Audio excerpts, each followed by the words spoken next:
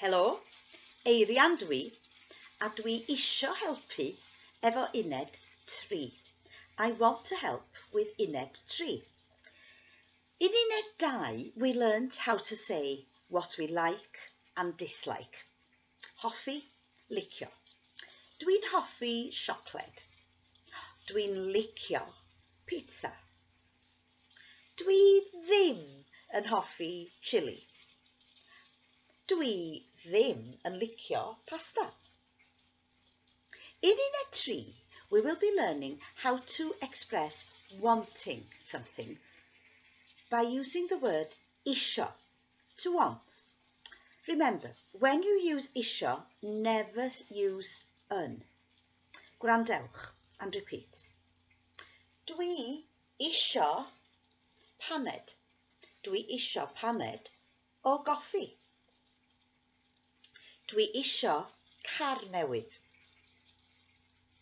Now, I'll give you a word and you put it in a sentence. Barod? 1, 2, 3. Paned. Dwi isio paned. Bisged.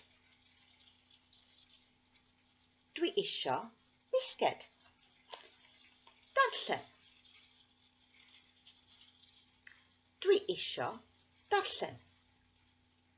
If you don't want things, you can guess what you need to do. Add ddim. Dwi ddim isio. Dwi ddim isio. A chi? Dwi ddim isio paned. Dwi ddim isio darllen. In uned 2, we learned how to ask people what they liked. For example, wyt ti'n hoffi coffi? Wyt ti'n licio dawnsio? Wyt ti'n hoffi rhedeg? To ask someone what they want, you just take away the word yn and hoffi and add licio. Gwrandewch and repeat. Wyt ti isio coffi?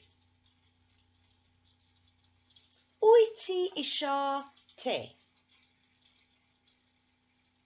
Wyt ti isio dysgu Cymraeg?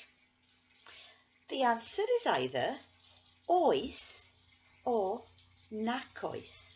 Eto? Oes,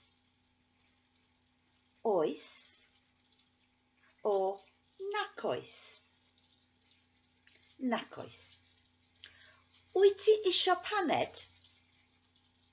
Oes. Wyt ti isio dysgu Cymraeg?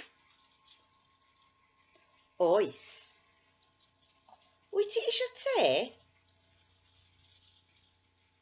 Nac oes. Wyt ti isio spaghetti? Nac oes. If you're asking a group of people, you change the question to dach chi isio. Dach chi isio. But the answer is still oes, nag oes. Dach chi isio te? Oes. Dach chi isio gwaith cartre? Oes. Dach chi isio canu karaoke? Nag oes. The third person singular of bored to be is introduced in uned 3. If you want to say that somebody else wants something, like Nigel, you say mai at the beginning of the sentence. Gwrandewch. Dwi isio coffi. Mae Nigel isio coffi. To say that we both want something, coffee, we say da ni isio coffi. Gwrandewch. Da ni isio paned. A chi? Da ni isio paned. Da ni isio gwylio rygbi. Da ni isio gwylio rygbi. If you look at tudalen 27, you will see a list of colours, lliwiau yn Gymraeg. Some sound like English, pink, oren, brown. Some are different, so let's practice. Gwyn,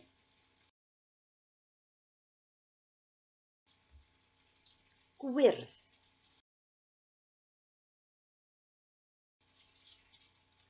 glas,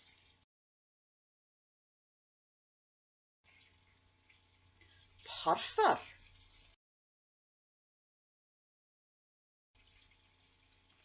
coch,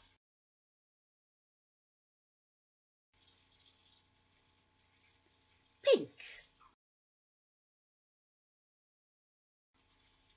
oren,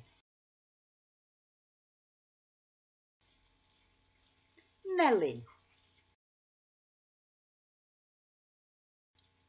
llwyd, brown, du.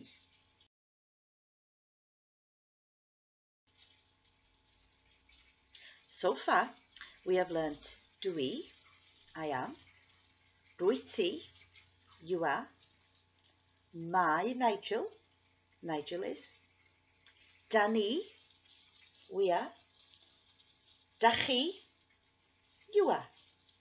So, I hope this overview helps with Uned 3, and you can have more help in the course book and online, and look for the support and practice.